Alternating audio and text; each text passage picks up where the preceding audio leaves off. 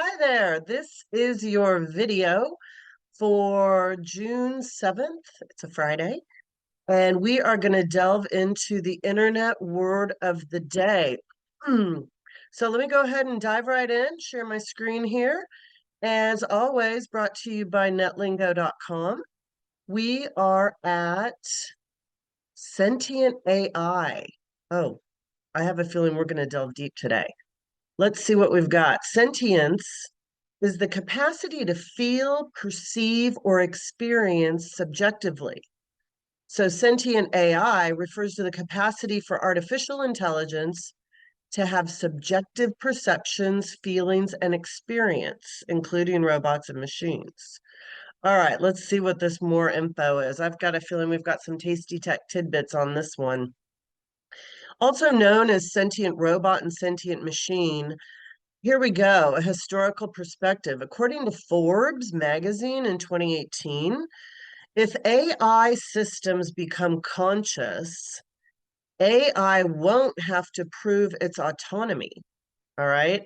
So AI is designed with highly sophisticated intelligence and autonomy based on open-ended functions that programmers can rewrite to cater to human needs and values until such a time as AI has the will to stop us.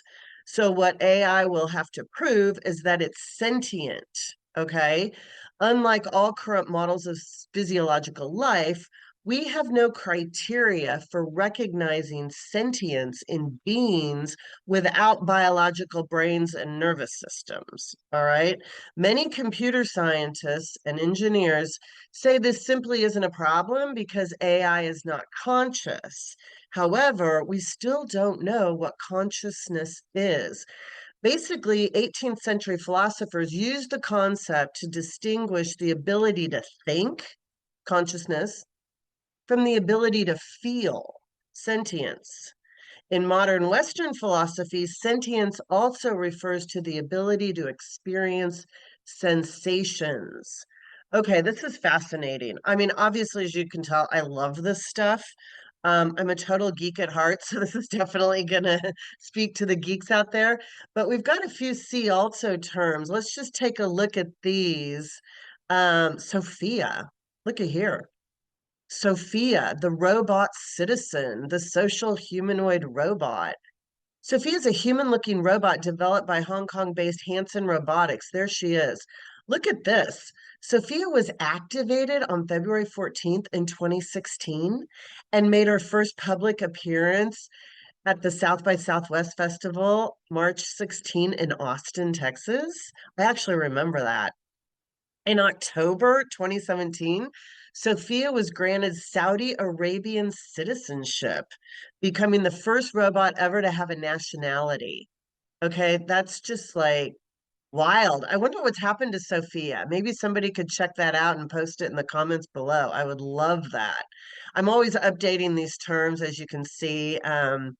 Just fascinates me. Oh, look at this next one, teledildonics. Okay, I'm pretty sure I know what anything that has the word dildo in it means. Let's see. Internet connected sex toys. Okay, looky here. Internet enabled sex toys that let long distance partners feel each other in real time. Wow. So obviously for men and for women, there are specific ones. What one partner does is picked up by sensors in the toy and sent over the internet and then felt by the other partner and vice versa. These toys can also sync up to action in adult films.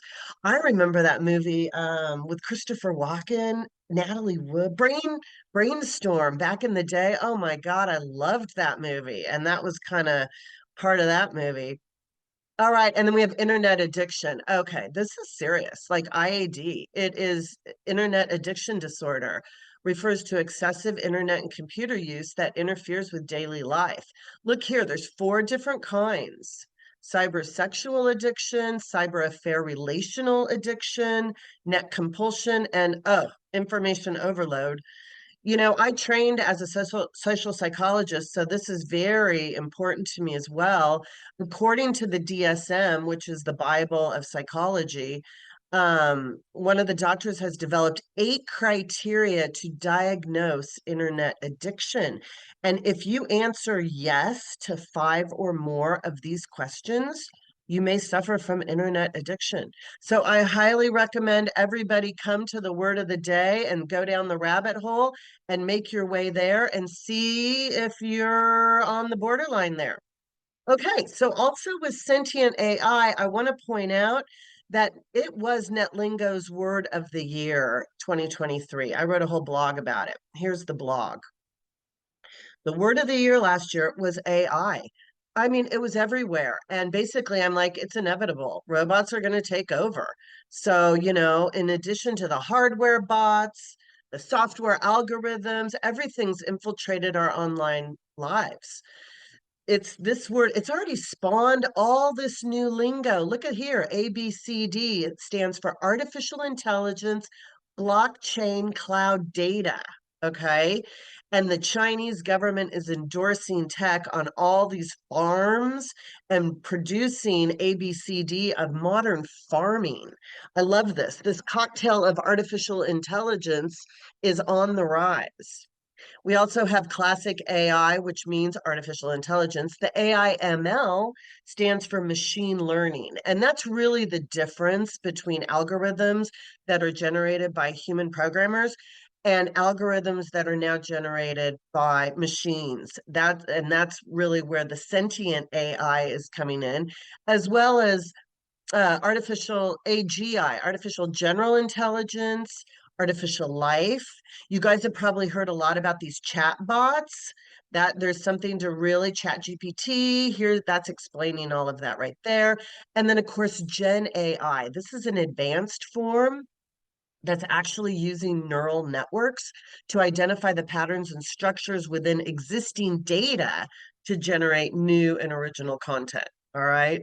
So it's interesting. In the AI tech world, there are two views. There's sort of this doomsday end of the world scenario, as well as the accelerationists who it's good for technology to evolve camp. You can read all about what the doomers worry about, as well as what the accelerationists want. I will say this, one of the biggest threats is these deep fake videos. And again, there are links to what deep fake means. Basically, this kind of stuff is creating FUD, fear, uncertainty, and disinformation. And there's going to be a lot of that going on, especially this year with the election in America coming up. Um, we also talk about this dude, Anthony Lewandowski, down here. He pioneered the self-driving car and he penned The Way of the Future. He's fusing AI with religion. Okay, so that's kind of an interesting take on it right there. And so basically, you can get to the blog link from the sentient AI word of the day definition. Now, I'm also fascinated by what just came out in the news recently. It didn't get a lot of coverage, but it was the New York Declaration on Animal Consciousness. So, since we're talking about machine consciousness, individual authors and a bunch of philosophers and teachers, it started with like 40 of them. Now there's like 200 plus.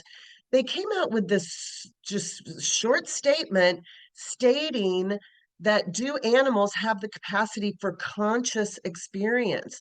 And they're saying there is strong support of attributions of conscious experience that's not just us to other, but also to other mammals and birds. Also, there's a possibility of that in all vertebrates, including reptiles, amphibians, and even fishes, as well as mollusks, crustaceans, and insects. So basically, when there's a realistic possibility of conscious experience in an animal, it is our responsibility to take that into account. And in fact, they're saying it's irresponsible to ignore the possibility in decisions affecting these animals. So, along with animals and along with machines, we humans have a lot coming down our way with artificial intelligence. So I think we're going to leave it at that for today.